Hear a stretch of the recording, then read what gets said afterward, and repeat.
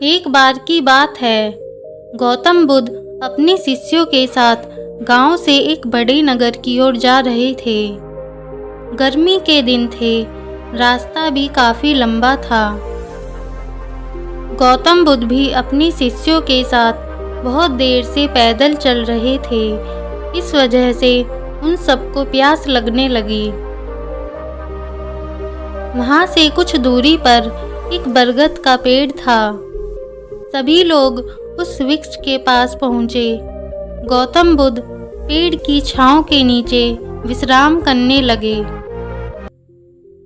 गौतम बुद्ध ने अपने एक शिष्य को कहा, आप इस बरगद की छाया से 20 कदम दूर जाकर 2 बार परिक्रमा करके वापस आओ। शिष्य वैसा ही करता है जैसा गौतम बुद्ध ने कहा था।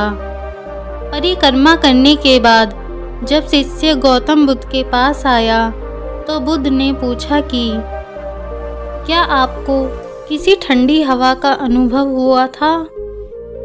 शिष्य बोला, हाँ, उत्तर दिशा की तरफ मुझे ठंडी हवा का अनुभव हुआ। शिष्य की यह बात सुन गौतम बुद्ध ने कहा कि उसी दिशा में चले जाओ, जरूर वहां से कुछ ही दूरी पर एक तालाब होगा। उस तालाब से सबके लिए पानी ले आओ। शिष्य उसी दिशा में गया और वहां उसे सच में एक तालाब दिखाई दिया। तालाब देख शिष्य बहुत खुश हुआ और तालाब के निकट जाकर तालाब से पानी भरने ही वाला होता है कि तब उसकी नज़र तालाब की दूसरी ओर जाती है, जहाँ कुछ स्त्रियां कपड़े धो रही थी। यह देख शिष्य मन ही मन सोचता है कि यह पानी तो गंदा हो गया है। लेकिन जब शिष्य ध्यान से तालाब के पानी को देखता है तो तालाब का कुछ पानी साफ दिखाई देता है। इतने में ही 2 बैलगाड़ी जोर से तालाब के किनारे से होती हुई निकलती हैं।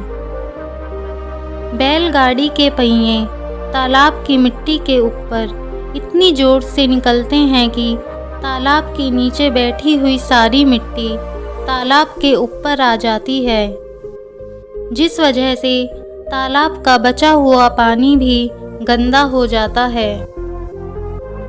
यह देख शिष्य बिना पानी लिए क्रोध में गौतम बुद्ध के पास वापस लौट जाता है। वह बड़े ही निराशा भाव से गौतम बुद्ध को सब बातें बताता है।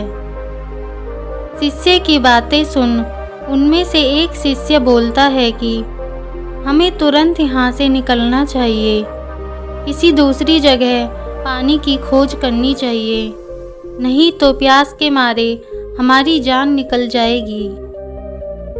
गौतम बुद्ध सभी को शांत होने के लिए कहते हैं और बोलते हैं कि धैर्य रखो, कुछ देर यहीं बैठो, उचित समय आने तक संयम बनाए रखो।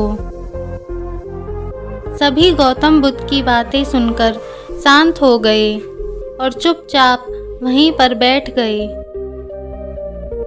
कुछ देर इंतजार करने के बाद गौतम बुद्ध फिर से एक शिष्य को उसी तालाब से पानी लाने के लिए भेजते हैं। शिष्य बिना कोई सवाल किए उसी तालाब से पानी लेने के लिए चला जाता है। तालाब का पानी देख शिष्य को यकीन नहीं हो रहा था कि पानी इतना साफ कैसे हो सकता है। यह देख शिष्य अंदर से बहुत खुश हुआ और वह तुरंत पानी लेकर गौतम बुद्ध के पास पहुंच गया। सभी ने पानी पीकर अपनी प्यास बुझाई, लेकिन अभी भी सबके मन में एक सवाल था कि आखिर यह चमत्कार हुआ कैसे। तालाब का पूरा पानी तो अभी तक गंदा था, अचानक से पूरा पानी इतना साफ कैसे हो गया? जरूर कोई बुद्ध की शक्ति होगी।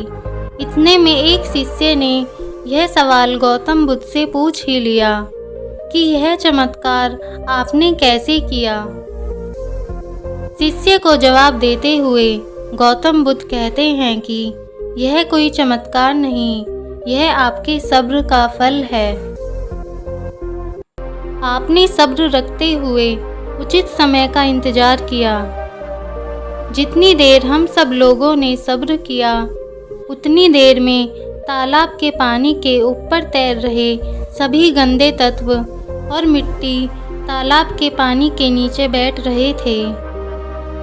कुछ देर बाद जब शिष्य तालाब के पास पहुंचा,